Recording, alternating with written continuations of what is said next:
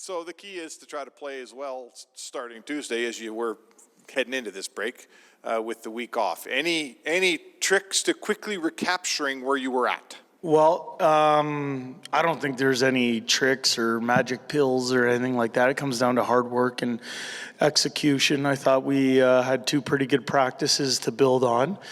I also think that we came out of the last break pretty well with the same type of mindset. And that mindset comes from our captain who laid it out there that, this is an area that he wanted to see improvement in, which is the way this team plays coming out of break. So I take that as a challenge and a good challenge. And I thought we responded coming out of the Christmas break. Now it's on us to make sure we come out off the All-Star break. But I said this yesterday, there's 31 other teams that are looking to do the same thing. Some teams are going to do it well, some teams won't. We want to make sure we're one of the teams that does it well. Last year at this point, you were starting to roll along fairly well. You were getting control of this team and probably coaching as fast as you could. What's the difference a year later for the whole team? How does experience in a stretch run make you ready for a better stretch run this year? Well, I'm not yet quite yet on the 1 year mark. That's come soon, and the only reason I know that is because it's my wife's birthday. Yeah. I would say, to answer your question, I think the evolution of our group is unfolding before our eyes. I think the people that were here last year during the stretch run and then the playoff run have the benefit of that experience of what it takes to win at crunch time. And not only from the two series that we won, but also learning what the difference is or margin of error is in the third round of the playoffs. I think this year's group has come through some adversity so far in the year in the form of some major injuries to our forward grouping.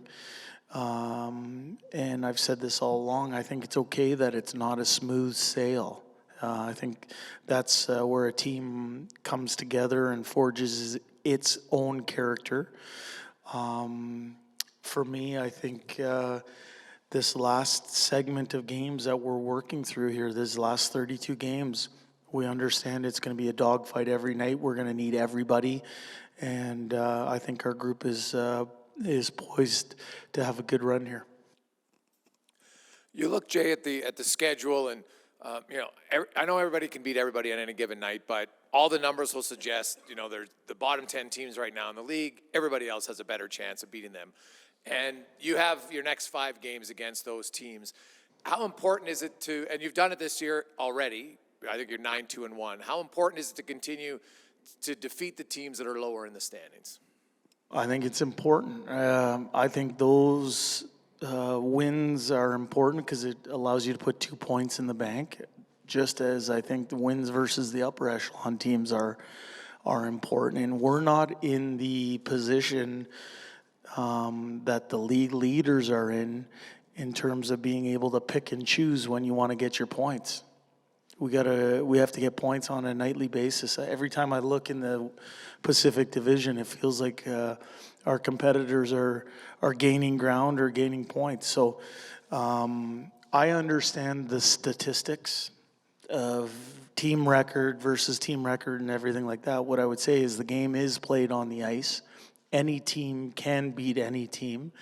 I think we saw that over the last month, not just with us, but just around the league. Some of the teams that were maybe at the bottom of the standings were beating teams that were at the top of the standings. Again, I would go back to we're not in position to pick and choose when we want to play and when we want to get points. It has to be every night. You go on the road to start, and your team this season anyway has been better on the road. Is there anything you've seen that what you do better on the road? No, I don't see it like that. I know the difference in the record.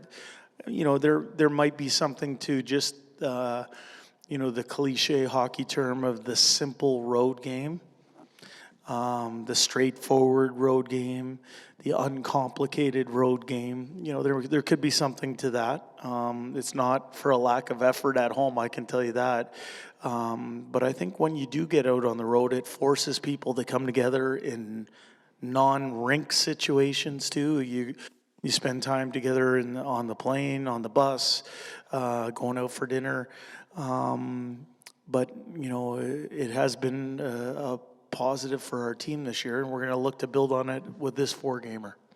And a guy like Matthias Janmark, who, you know, hasn't been here, expected to join the team in Detroit, would you be able to play him right away without practice after such a long? Yeah, Matthias got into Detroit last night. It was for a family issue, and he skated today. I want to ask you about Connor and goal scoring, if I can, real quick. You talked earlier this year about you're seeing a willingness to shoot through traffic. I think the numbers would support that. Yeah.